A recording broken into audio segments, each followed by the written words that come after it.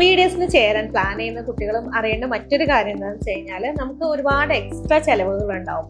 അപ്പൊ ഇയർലി വരുന്ന ഫീസിന്റെ പുറമെ നമുക്ക് എക്സ്ട്രാ ആയിട്ട് ഒരുപാട് എക്സ്ട്രാ എമൗണ്ട് നമ്മൾ കരുതി വെക്കണം. കാരണം നമുക്ക് ഇൻസ്ട്രുമെന്റ്സ് ആയാലും മെറ്റീരിയൽ കോസ്റ്റ് ആയാലും അങ്ങനെ ഒരുപാട് എക്സ്ട്രാ കോസ്റ്റ് മറ്റുള്ള കോഴ്സുകൾ അപേക്ഷിച്ചുണ്ടാവും. അപ്പോൾ പാരന്റ്സ് ആയാലും ചിലപ്പം പെട്ടെന്ന് കുട്ടികൾ ഹോസ്റ്റലിൽ പോയിട്ട് ഒരുപാട് ക്യാഷ് ഇങ്ങനെ ചോദിക്കുന്ന കാര്യം അവരും ചിന്തിക്കാറുണ്ട്. ഓക്കെ, എന്താണ് ഇപ്പോൾ ഇത്ര നമ്മൾ ഓൾറെഡി ഫീസ് അടച്ചല്ലേ, കോഴ്സ് ഫീ അടച്ചല്ലേ, ഹോസ്റ്റൽ ഫീ അടച്ചല്ലേ എന്നൊക്കെ വിചാരിച്ചാലും ഇതിനപ്പുറം ഇപ്പം അവർക്ക് മെറ്റീരിയൽസ്, ഇൻസ്ട്രുമെന്റ്സ് ആയാലും അതേപോലെ ഇപ്പം മെറ്റൽ സ്റ്റോൺ, പ്ലാസ്റ്റർ അല്ലെങ്കിൽ ഡൈഫോ ടൂത്ത്, അങ്ങനെ ഈ പറഞ്ഞ പോലെ കുറേ സാധനങ്ങളുണ്ടാവും. അതേപോലെ മെറ്റീരിയൽ ഇനിയിപ്പം ഇനീഷ്യലി വാങ്ങിച്ചാലും കുറേ കാര്യങ്ങൾ നമ്മൾ ക്ലിനിക്കൽ അല്ലെങ്കിൽ പ്രീ ക്ലിനിക്കൽ ലാബിലൊക്കെ പോകുമ്പോൾ മിസ്സായി പോകാനും സാധ്യതയുണ്ട്. അപ്പോൾ അതുകൊണ്ട് നമുക്ക് ആക്ച്വലി നല്ലൊരു എമൗണ്ട് മാസത്തിൽ അങ്ങനെ കുട്ടികൾക്കായിട്ട് കരുതി വെക്കണം. കാരണം അല്ലാത്ത പക്ഷം അവർക്ക് ആ മെറ്റീരിയൽ ഇല്ലാതെ വന്നു കഴിഞ്ഞാൽ ആ ലാബിൽ അറ്റൻഡ് ചെയ്യാൻ പറ്റാത്ത അവസ്ഥ വരാറുണ്ട്. അപ്പം ചില സമയത്തൊക്കെ നമ്മൾ ചെയ്യുന്ന സമയത്ത് എറേഴ്സ് പറ്റിപ്പോകും. നമ്മൾ ആക്ച്വലി ഇപ്പം ഇത്രയും മതിയാവുന്നുണ്ടാവുള്ളൂ എന്നൊക്കെ പ്രതീക്ഷിച്ചിട്ടായിരിക്കും മെറ്റീരിയൽ ആദ്യം വാങ്ങിച്ചിട്ടുണ്ടാവുക. പക്ഷെ